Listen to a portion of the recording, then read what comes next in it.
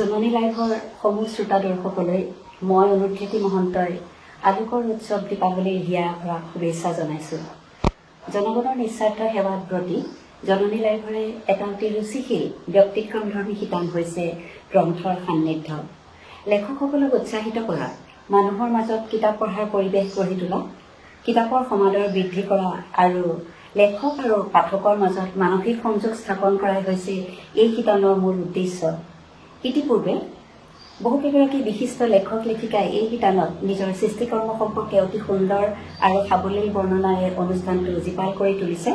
এইবিলাকৰ পৰা আমিও যথেষ্ট উপকৃত হ'ব পাৰিছোঁ আৰু আজি আমি নিজেও এনে এটি সুন্দৰ অনুষ্ঠানৰ অংশীদাৰ হ'বলৈ পাই নিজকে ধন্য মানিছোঁ। জননী লাইভৰ সমূহ কৰ্মকৰ্তালৈ আন্তৰিক ধন্যবাদ আৰু কৃতজ্ঞতা জনাইছোঁ। বিশেষভাৱে ধন্যবাদ জনাইছোঁ বিশিষ্ট লেখক, সু-সাংবাদিক, প্ৰকৃতিবিদ শ্ৰদ্ধাৰ অপূৰ্ব বল্লভ গোস্বামী ডাঙৰীয়ালৈ। এই শিতানত আজি আমাক নিজৰে এখন কিতাপৰ বিষয়ে ক'বলৈ কোৱা হৈছে। সাধাৰণতে নিজৰ কিতাপখনৰ বিষয়ে নিজে ক'বলৈ কিছু অসুবিধা হয়। মোৰ প্ৰায় 8খন গ্ৰন্থ প্ৰকাশ পাইছে। তাৰে ভিতৰত প্ৰথমখন হৈছে জোনাক নিশাৰ সাধু। 2006 চনত ভৱানী প্ৰকাশন গোষ্ঠীয়ে কিতাপখন প্ৰকাশ কৰি উলিয়াইছিল আৰু এই কিতাপখন পাঠকসকলেও যথেষ্ট আদৰেৰে গ্ৰহণ কৰিছিল, যাৰ বাবে কিতাপখনৰ দ্বিতীয় সংস্কৰণ প্ৰকাশ হোৱাৰ উপৰিও কিতাপখন বঙালী আৰু ইংৰাজী ভাষালৈ অনুবাদ হৈছিল। অৱশ্যে পৰৱৰ্তী সময়ৰ মোৰ সকলো গ্ৰন্থই সত্ৰীয়া সংস্কৃতিৰ বিষয়ৰ।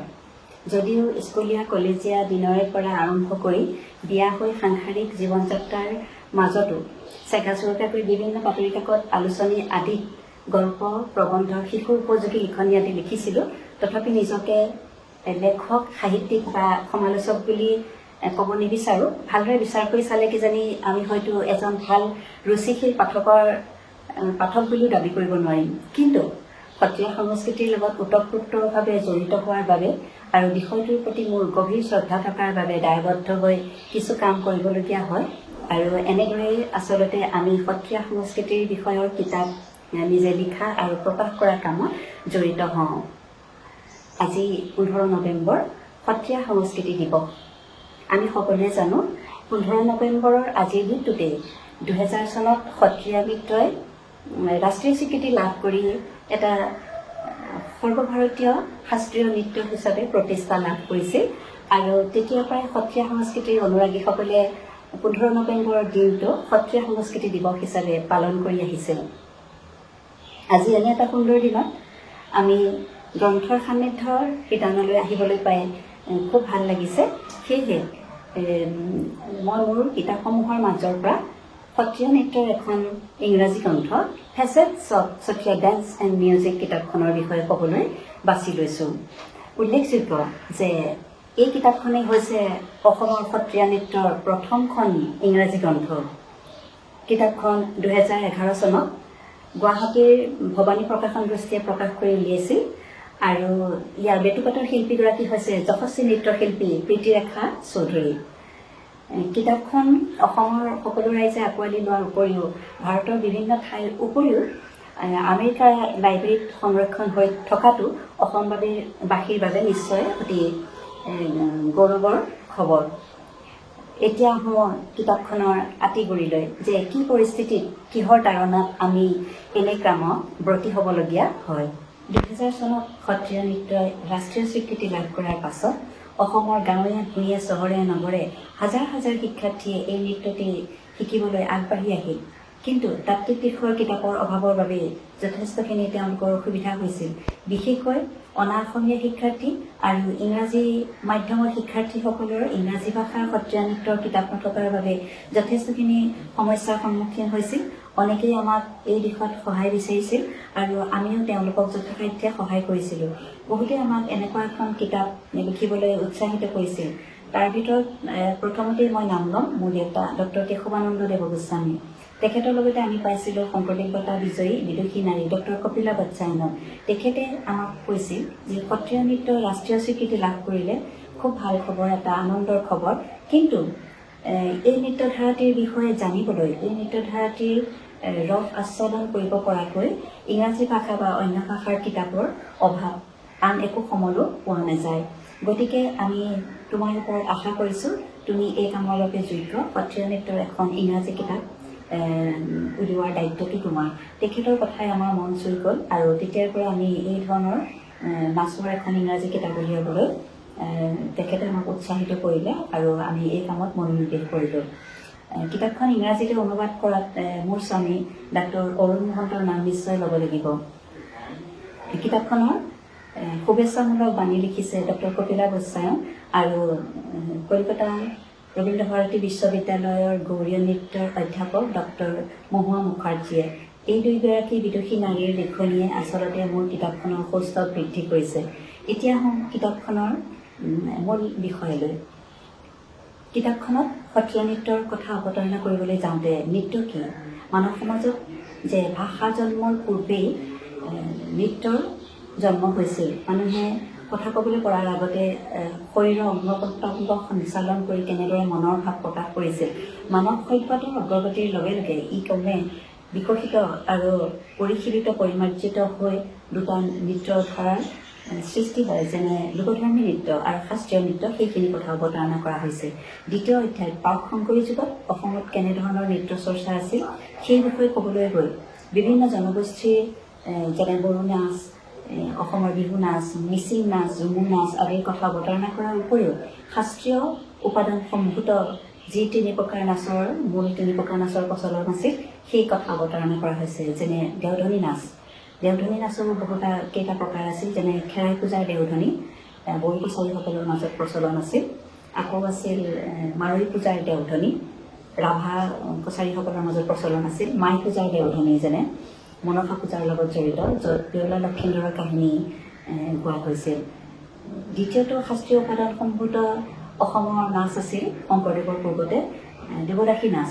এই দেৱদাসী নাচ ভাৰতৰ বিভিন্ন ঠাইৰ মঠ মন্দিৰবোৰত যেনেদৰে প্ৰচলন আছিল, অসমৰো মঠ মন্দিৰবোৰত দেৱদাসী নাচৰ প্ৰচলন আছিল আৰু দেৱদাসী নাচৰ লগত সত্ৰীয়া নাচৰ বহুখিনি সাদৃশ্য লক্ষ্য কৰা যায়।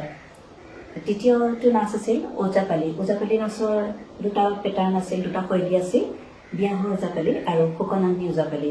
তৃতীয় অধ্যায়ত কিতাপখনৰ মাটি আখৰাৰ বিষয়ে অৱতাৰণা কৰা হৈছে। মাটি আখৰা হৈছে মাটিত কৰা ব্যায়াম। এগৰাকী নৃত্যশিল্পীয়ে তেওঁৰ শৰীৰটো নাচৰ বাবে উপযোগী কৰিবলৈ মাটিত যিখিনি ব্যায়াম কৰে তাকে সত্ৰীয়াত মাটি আখৰা বুলি কোৱা হয়। আৰু সত্ৰীয়া নৃত্যত দৰাচলতে ৬৪ প্ৰকাৰৰ যি মাটি আখৰা আছে কিতাপখনত সেই গোটেইখিনি ফটোৰে সৈতে বৰ্ণনা কৰা হৈছে। প্ৰথমতে আছে দণ্ডাৱত বা খচকা। গুৰুৱে শিষ্যৰ কঁকালত গচকি কেনেদৰে শৰীৰটো নাচৰ বাবে উপযোগী কৰি তোলে।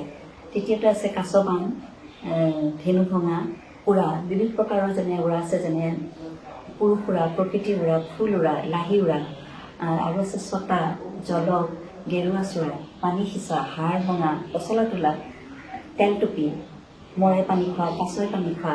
এই মাটি আখৰাখিনিৰ সুন্দৰ বিৱৰণ আছে। চতুৰ্থ অধ্যায়ত আছে পাৰিপাৰ্শ্বিক শব্দৰ জ্ঞান।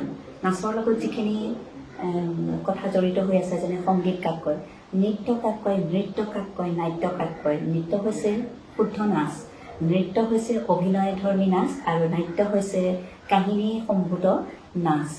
তাৰোপৰি লাস্য কি, তাণ্ডৱ কি, লোকধৰ্মী নাচ কি, শাস্ত্ৰীয় নৃত্য কি, গামান, ঘাট, চুপ, তালি, তাল, গান, খালি, বিভাগ, অৱগ্ৰহ, মাত্ৰা, পাউচ, ৰাগ, নান্দী, ভতিমা, টুটয়, চপয়, কীৰ্তন ঘোষা কাক কয়, নাম ঘোষা কাক কয়, খোল প্ৰসং, যোৰা প্ৰসং, নাম প্ৰসং, যোৰা বা গণিকা, সূত্ৰ, নটোৱা, ব্ৰজাৱলী ভাষা, আৰ কাপোৰ, আৰিয়া, অগ্নিগড়, আৰু আছে বিবিধ প্ৰকাৰৰ যি আমাৰ অভিনয়, আংগিক অভিনয়, অংগৰে আমি কেনেদৰে শৰীৰৰ অংগৰে যি অভিনয় কৰোঁ, বাচিক বচনেৰে কি অভিনয় বুজায়, আহাৰ্য আমাৰ সাজ সজ্জাই অভিনয়ত কি বুজায়, সাত্বিক ঈশ্বৰৰ সৈতে একাত্ম হোৱা অভিনয়।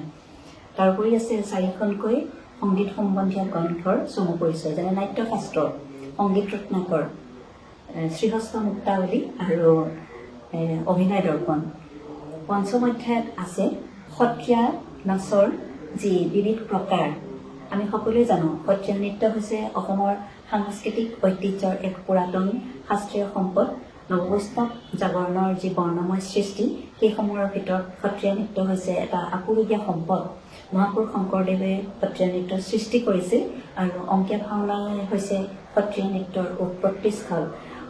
অংকীয়া ভাওনাত যিখিনি নাচ আছে, যেনে গায়ন বায়নৰ নাচ, এই নাচৰ সাজ সজ্জা কি, নাচৰ ক'ত কেনেদৰে কিয় পৰিৱেশন কৰা হয়, সূত্ৰধাৰী নাচ, কৃষ্ণ প্ৰৱেশৰ নাচ, লনুচুৰীৰ নাচ, গোপী প্ৰৱেশৰ নাচ, ৰজা প্ৰৱেশৰ নাচ, দূত প্ৰৱেশৰ নাচ, বহুৱাৰ নাচ, বীৰ প্ৰৱেশৰ নাচ, ঋষিমুনি প্ৰৱেশৰ নাচ, যুদ্ধৰ নাচ, প্ৰস্থানৰ নাচ, ভঙীৰ নাচ, এই নাচখিনিৰ বিৱৰণ দিয়াৰ উপৰিও সত্ৰীয়া নাচৰ যিখিনি গাইগুটীয়া নাচ সেইখিনি বৰ্ণনা কৰা হৈছে ৬ষ্ঠ অধ্যায়ত। আমি সকলোৱে জানো মহাপুৰুষ মাধৱদেৱে বৰগীতৰ লগত নচাৰ প্ৰথা পোনপ্ৰথম প্ৰচলন কৰে আৰু গীতৰ নাচৰ বিষয়ে ইয়াত অৱতাৰণা কৰা হৈছে। আৰু নাদুভংগী, ঝুমুৰা, বেহাৰ নাচ, বিবিধ প্ৰকাৰৰ চালি নাচ, চালি নাচৰ বহুত প্ৰকাৰ আছে, যেনে ১ নম্বৰ চালি, ২ নম্বৰ চালি, ৰামদানি নাচ কি, ৰজাঘৰীয়া চালি নাচ, সেইখিনি বৰ্ণনা কৰা হৈছে।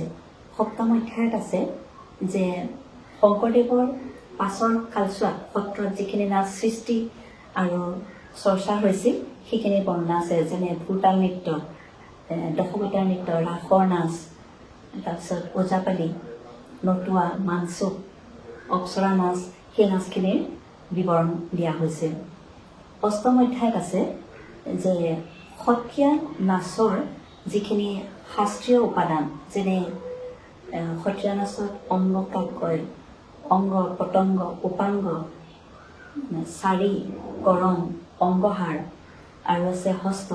সত্ৰীয়া নাচত কেইবা প্ৰকাৰৰ হস্ত আছে, যেনে সংযুক্ত হস্ত, 2 হাতেৰে দেখুওৱা হস্ত, অসংযুক্ত হস্ত, এখন হাতেৰে দিয়া হস্ত, নৃত্য হস্ত, তাৰোপৰি পদভেদ, পদচালনা, স্থিতি, সেইখিনি বৰ্ণনা কৰাৰ উপৰিও সত্ৰীয়া নাচৰ যি শিৰকৰ্ম, শিৰৰ কাম, গ্ৰীৱা কৰ্ম, ডিঙিৰ কাম, বুকুৰ কাম, চাৱনী ভেদ, চকুৰে কি বুজায়, চকুৰ চাৱনীয়ে, পতা ভেদ, চকুৰ পতা, চেলাউৰীৰ ক'ত কেতিয়া কেনেদৰে ব্যৱহাৰ হয়, সেইখিনি কিতাপখনত চমুভাৱে বিৱৰণ কৰা হৈছে।